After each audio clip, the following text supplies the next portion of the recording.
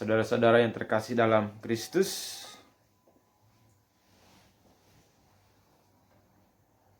pada kesempatan ini izinkan saya membagi kesaksian bagaimana Tuhan membela hidup saya, terutama pada tahun 2006 setelah saya dibawa oleh dua malaikat ke surga, dilepaskan di hadirat Allah. Saya dilepaskan dari kuasa gelap. Pada tahun 2006 juga saya mengalami sesuatu yang benar-benar membuat hidup saya merdeka.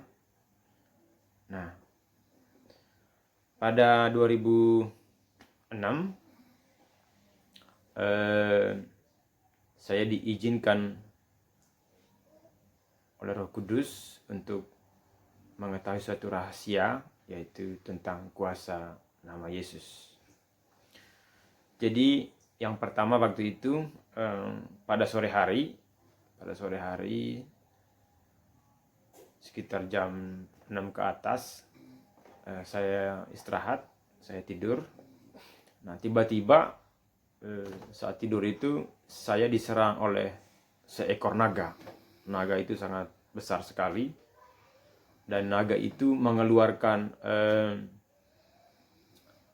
api dari mulutnya. Dan api itu menyerang jantung saya dan membuat saya tidak berdaya, tidak berdaya, seperti pingsan saya. Saya merasakan seperti pingsan di mimpi itu. Jadi walaupun di dalam mimpi kita sebagai manusia akan merasakan ketidakberdayaan kita. Dan di saat saya tidak berdaya, saya tidak tahu apa yang saya lakukan saat itu. Tiba-tiba muncul suatu suara yang mengatakan, arahkan tangan kananmu ke mulut naga itu dan bilang dalam nama Yesus. Dan seketika itu juga, karena saya dalam keadaan terdesak, saya keluarkan tangan kanan saya katakan dalam nama Yesus.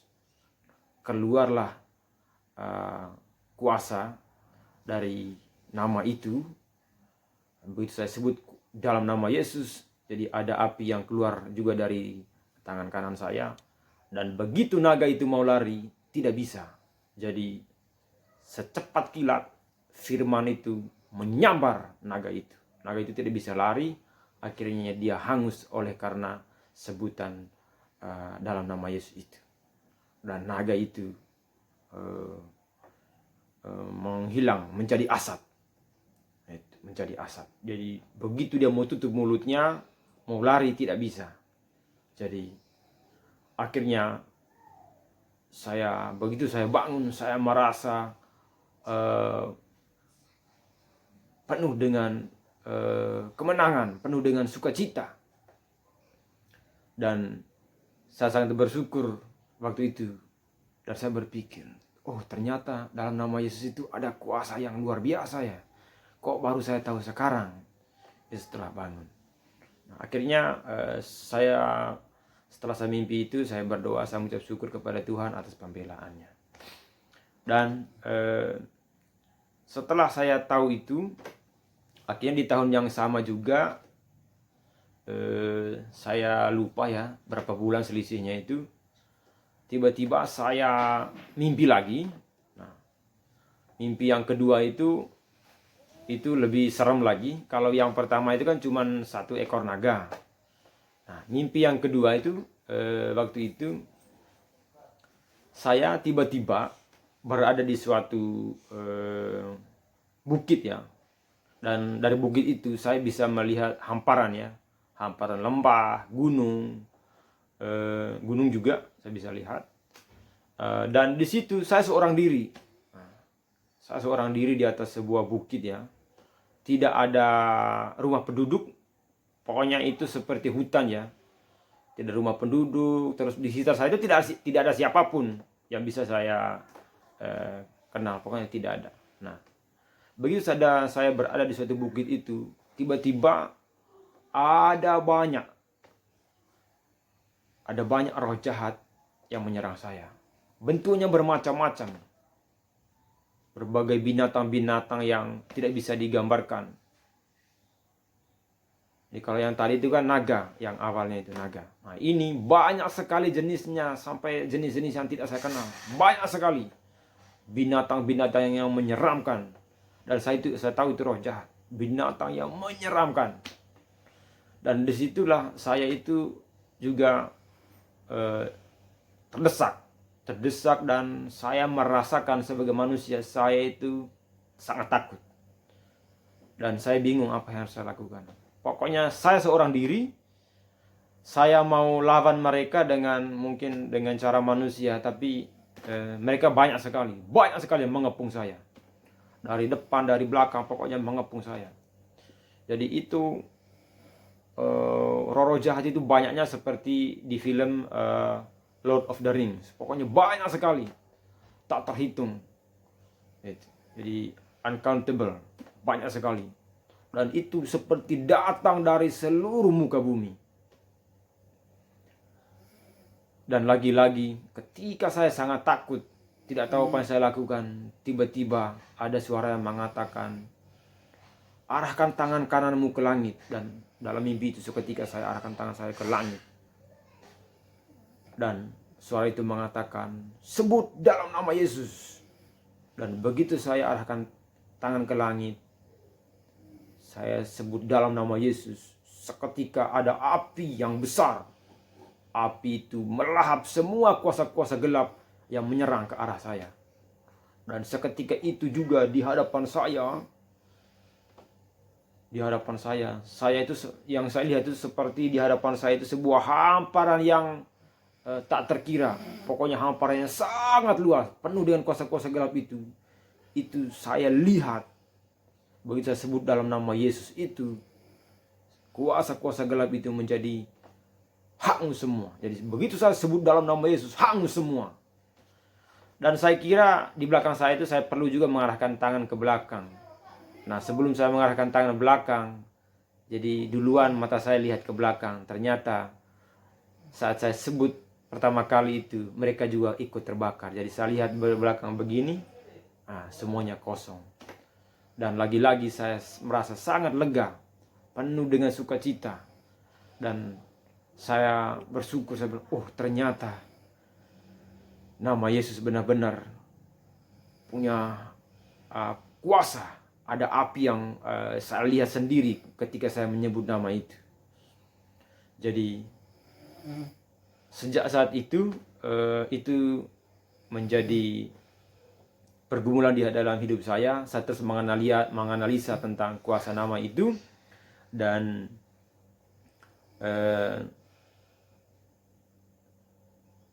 saya bersyukur kepada Tuhan bahwa saya diizinkan untuk mengetahui kuasa nama Yesus. Jadi nama Yesus itu hebat. Tidak ada kuasa dalam dunia ini yang lebih besar dari kuasa nama Yesus. Jadi izinkan saya membaca perikop Alkitab tentang kuasa dalam nama Yesus. Di bawah kolong langit ini tiada nama lain yang diberikan kepada manusia yang olehnya kita dapat diselamatkan. Itu Kisah Para Rasul bab 4 ayat 1. Jadi di bawah kolong langit ini, iblis itu hanya takut pada satu nama, yaitu nama Yesus. Nama lain dia tidak takut. Mau kita keturunan siapapun, mungkin kakek kita orang sakti, keturunan raja yang sakti, iblis tidak takut. Tapi iblis dan pengikut-pengikutnya hanya takut pada satu nama, yaitu nama Yesus. Nah itulah makanya Tuhan mengizinkan saya mengetahui rahasia kuasa nama Yesus, agar saya dengan penuh bijaksana, agar dengan penuh hikmat menggunakan nama ini. Jadi tidak sembarangan, jadi tergeser sedikit, Tuhan Yesus tolong saya, bukan begitu. Jadi saya dikasih hikmat juga kapan saya menggunakan nama ini. Jadi dalam segala situasi kehidupan, ketika memang itu perlu, baru saya pakai kuasa nama ini. Terus yang berikutnya adalah Markus bab 16 ayat 17. Mereka akan mengusir setan-setan demi namaku. Jadi ya saya kalau mengusir setan, saya nggak pernah mengusir setan pakai ya, mantra-mantra atau pakai doa-doa dari misalnya dari ajaran-ajaran nenek moyang, enggak. Cukup kita sebut di dalam nama Yesus, engkau iblis keluar, engkau apa saja, ya. Setiap penyamar kuasa gelap itu kita sikat dalam nama Yesus. Nah, itu. Jangan mengusir setan dengan di luar nama itu. Apapun juga yang kamu minta dalam namaku, aku akan melakukannya. Jadi apa saja yang kita minta dalam nama Yesus, jadi Tuhan akan melakukannya. Jadi banyak sekali ayat-ayat yang menceritakan tentang kuasa nama ini, tapi saya hanya baca beberapa saja. Jadi beberapa ayat di atas hanya menyatakan sebagian, ya, sebagian dari kuasa nama Yesus. Masih banyak ayat-ayat lain yang perlihatkan dengan tegas keberkuasaan nama Yesus yang sanggup melakukan segala perkara di hidup kita. Dan kita, Anda dan saya akan diberikan karunia kuasa nama Yesus. Dan semata-mata itu untuk kemuliaan namanya, bukan untuk kita menyombongkan diri, tapi itu semata-mata untuk kemuliaan nama Tuhan. Dalam Yohanes bab 1, Injil Yohanes bab 1 ayat 11 mengatakan, ia datang kepada milik kepunyaannya, tapi orang-orang kepunyaannya itu tidak menerimanya. Nah, orang-orang inilah yang tidak mengetahui rahasia di balik nama ini. Jadi orang-orang yang tidak menerima Yesus. Nah, bagaimana supaya kita diberi kuasa? Nah, kita baca ayat berikutnya, bab 1 ayat 12. Tetapi semua orang yang menerimanya diberinya kuasa supaya menjadi anak Allah, itu mereka yang percaya dalam namanya. Jadi sangat tegas. Jadi kalau kita terima Yesus dan percaya dalam namanya, kita akan diberikan kuasa. Nah, jadi mungkin ada yang bertanya, itu jangan-jangan ya, itu suara setan yang mengajarin saya kuasa nama Yesus. Nah, saudara, setan gak mungkin mengajarkan tentang kuasa nama Yesus. Ya, gak mungkin. Karena satu yang setan tidak mau diketahui oleh manusia adalah itu. Setan jangan sampai manusia tahu bahwa dalam nama Yesus ada kuasanya. Jadi saya sudah berapa kali berhadapan dengan setan. Jadi begitu setiap mulut yang terkunci oleh kuasa gelap, saya suruh kuasa gelap itu menyebut nama Yesus, dia tidak bisa. Jadi makanya banyak orang menggantikan nama Yesus dengan nama-nama yang lainnya. Ya kan? Itu menghindari kuasa itu. Jadi itu liciknya roh jahat itu, dia ganti nama Yesus dengan sebutan lain, ya kan? Dengan sebutan Isa. Nah, itu untuk menghindari kuasa itu. Karena orang kalau sebut Yesus dengan penuh iman, ya kan? Kalau dia belajar suatu ilmu, itu nggak bisa masuk, nggak bisa sebut nama itu, kecuali dia bertobat, dia mengaku semua dosa-dosa dan kesalahan yang ia lakukan dan terima Yesus sepenuhnya, nah, baru dia bisa sebut itu. Itu salah satu rahasia. Nah, bagaimana kita menghindari penipuan atau tipu muslihat dari kuasa gelap? terutama kuasa gelap yang menyamar sebagai malaikat terang. Nah, ini juga saya baca sebagai tambahan agar menguatkan kita. Jadi izinkan saya baca dari surat Yohanes yang pertama bab 4. Jadi bab 4 ayat 1, saudara-saudaraku yang kekasih, janganlah percayakan setiap roh, tapi ujilah roh-roh itu, apakah mereka berasal dari Allah, sebab banyak nabi-nabi palsu yang telah muncul dan pergi ke seluruh dunia. Jadi nabi-nabi palsu telah muncul dan pergi ke seluruh dunia. Nah, melalui karunia nama Yesus inilah saya diizinkan Tuhan untuk ini juga ya, melacak, untuk melacak atau melakukan discernment. Jadi setiap roh jahat, baik yang datang dalam mimpi maupun yang datang dalam berhadapan langsung begini. Nah, terutama untuk roh jahat ya. Nah, itu Tuhan izinkan untuk saya ketahui itu. Nah, itu makanya setelah video ini nanti saya akan bahas tuntas bagaimana tipu muslihat kuasa gelap atau penyamaran kuasa gelap yang selama ini yang masih kontroversi. Nah, saya akan bikin video tentang penyamaran kuasa gelap dan modus operandinya. Terus kita lanjut ya ke ke surat Yohanes yang bab 1 ini, bab 4 ayat 2. Demikianlah kita mengenal roh Allah. Setiap roh yang mengaku bahwa Yesus Kristus telah datang sebagai manusia berasal dari Allah. Jadi setiap roh yang datang di alam tidur kita dan roh itu mengaku Yesus, ya, mengajarkan tentang Yesus, ya, kita berkata berasal dari Allah.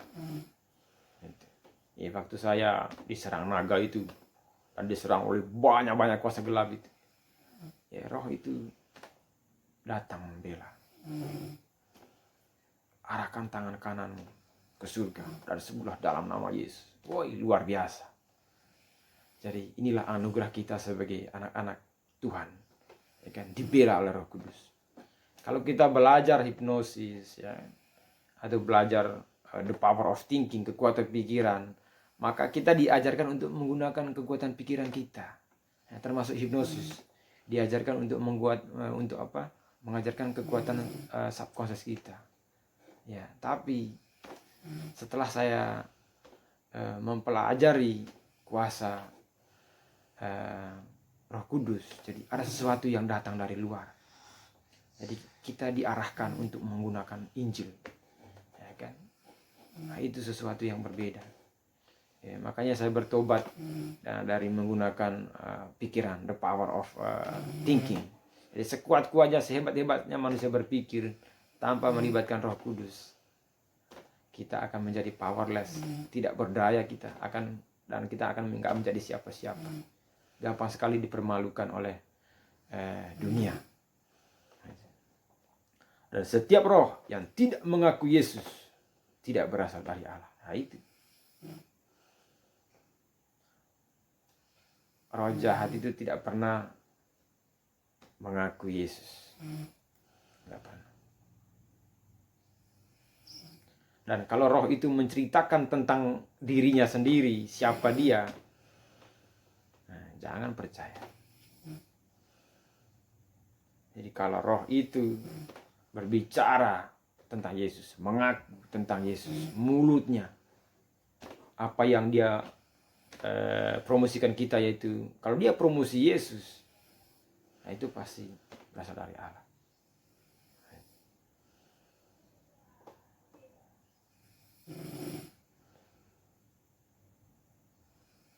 Nah, kalau ada roh yang tidak mengakui Yesus, nah itu roh antikristus. Tentang dia telah kamu dengar bahwa ia akan datang dan sekarang ia sudah ada di dalam dunia. Jadi roh antikristus itu sekarang sudah ada di dalam dunia. Itu Alkitab mengatakan.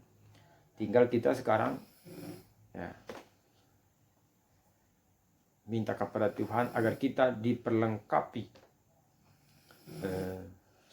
perlengkapan rohani, agar kita siap menjadi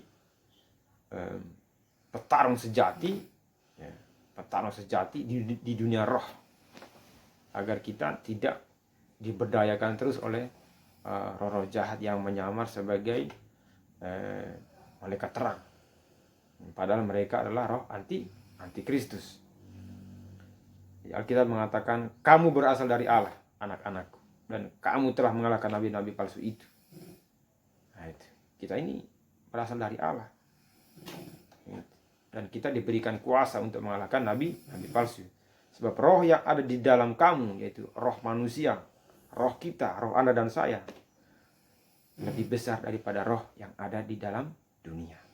Jadi kita itu lebih besar dari hantu-hantu, dari kuntilanak, dari genderuwo, ya kan?